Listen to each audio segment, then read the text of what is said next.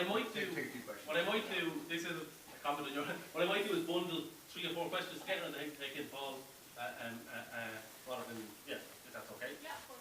I'll take 1 or 2 other questions. Banjo? Paul, I'd like to ask you there. You say that we won't pay for our water. Through our VAT taxes, and I won't go into it, this is payment for our water. So we actually already pay. So that's the thing that people might be disillusioned over. We actually already pay for it. And the second thing, the quality of water that we're having is being identified by Harvard University. Fluorosilicic acid is not good for human consumption. Not good. And there's one simple question I'd like to ask. Why are the hospitals full of patients, young and old? Has that question been asked above and all? Why are our hospitals the way they are, young and old? Simple question.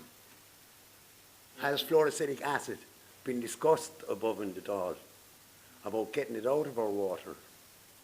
Would be another thing I'd like to know. Because it is detrimental. Harvard University, they gave a detrimental report on it. Thanks very much. Maybe 1 or 2 other questions?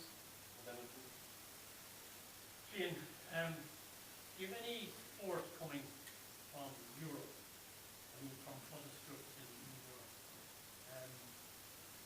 I travel bonded in Europe, and the general consensus you get from the ordinary working people there is that, Ireland is over the crisis, we're supposed to buy of Europe, and we don't have any problems, everything is sorted. Most of the I talk to, I said to that parts, our hospitals are full, etc. They're a gas.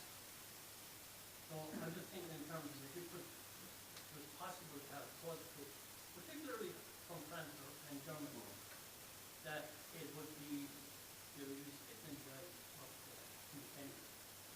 As one to go and not resource the water.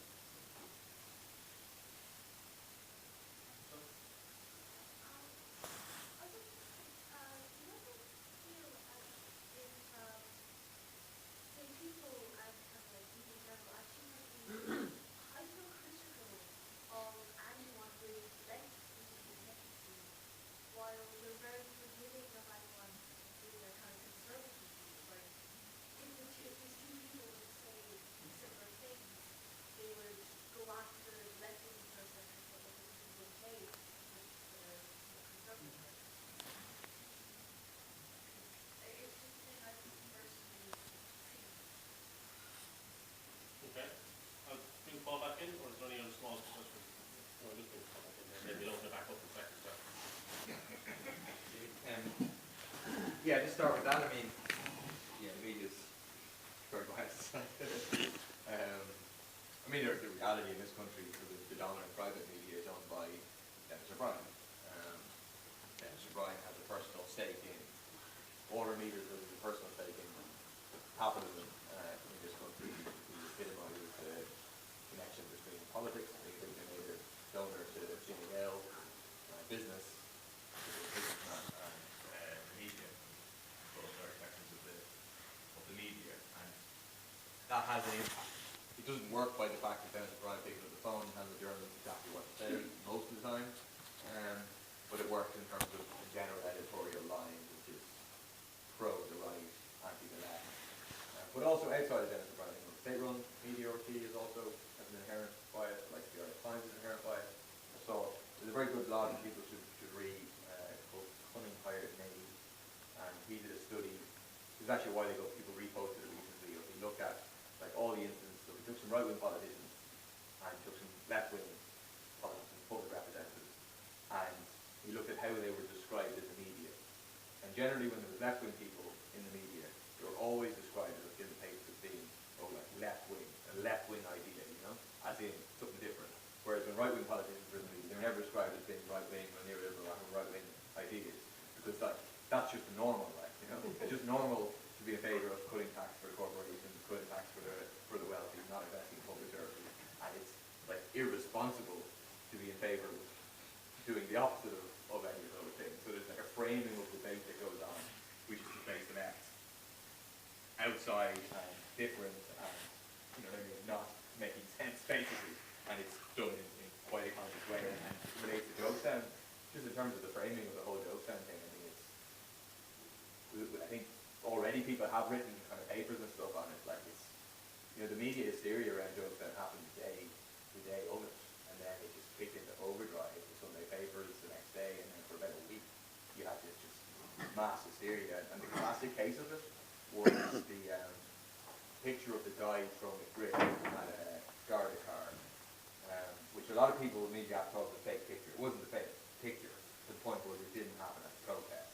It happened after the protest was finished, after Joe Burton was gone, after the protesters were gone. The Garda public order unit went into the area, fully tooled up, and got what was a reasonably likely response. If you go into an area tooled up like that, they got a response from people, which people shouldn't have thrown rocks, etc., but a small number, and then they got pictures of it. But the key thing is, they used, despite repeated complaints, the Sunday Independent and the Irish Independent newspapers almost every day used that picture again and again with a caption that said, protesters throws brick at Garda car at protest in Jonestown, you know? And it's just about getting that into people's heads, that the whole thing is one, and that that's what happened, that's what the protest was about. And it's just a million and one examples of that. I mean, the day I was arrested, I was on Claire Byrne, and Claire Byrne said, oh, but you possibly a Brisbane Sun. So she said it like as a fact, despite the fact that we just arrested and were charged with this, and there's going to be a court case to decide if we did it or we didn't do it. She said it as a fact. So I interpret it. It's just again and again and again. You see it, and I'm like, see, it's a big thing that's happened around the water charges movement about how the media has portrayed us as being irrational water wasters, etc., etc. Like even now, the gnashing of the teeth of political commentators around the idea that water charges will go and how it's like the worst decision the Irish political class has ever made. You know, did they miss the bank bailout? Like, you know what I mean? Like it's like this small amount of money over here. It's just it's incredible. Sorry, that's one more minute. And in terms of the other issues, in terms of legal costs, right? So the actual legal costs are thankfully covered by free legal aid for everybody, because for any one person to defend themselves in a circuit court case, you don't know €100,000, which is just beyond people. So thankfully people are covered in terms of legal costs. But we still have substantial costs. I mean, as a campaign, so it's in solidarity, it's a broad campaign, Joe and not guilty. We have a targeted raising and spending between now and the end of the first trial of €50,000. That's for the production of the documentary. It's for the organisation of the event in Liberty Hall. It's for the organisation of an international demo on the 6th of May.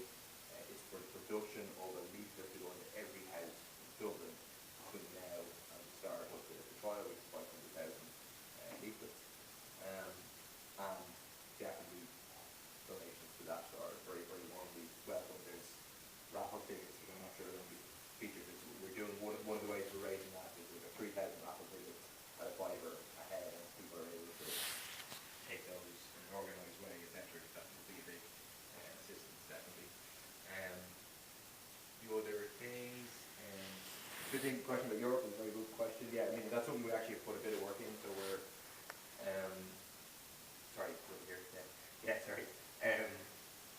On Thursday, there's going to be protests around the world at Irish embassies in solidarity with Jonestown at about 30 or 35 different embassies or consulates around the world as part of the international campaign. And then hopefully next week we will have a list of 100 MEPs and MPs from other countries around the world, from Mexico, MPs in Mexico, MPs in Hong Kong, lots of MPs in Greece,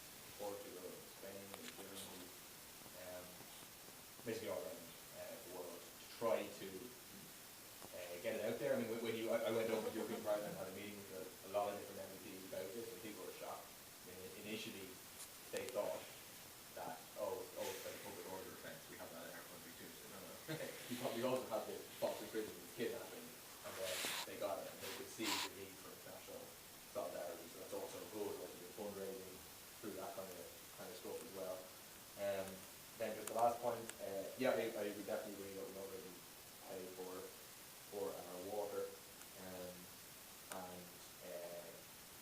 without going into it in big detail on the question of fluoride, I mean, we have voted at, it hasn't come up in the dog, it's come to the city council, and we have voted, like, on balance, in my opinion, the question of fluoride, it isn't a black and white question one way or the other. On balance, precautionary principle should apply, and you shouldn't have fluoride in water. Most European countries don't, and it's not if it ever was necessary, it's not necessary now in terms of the way we would put their everyone else. Okay, just, becoming. It's not what Howard said.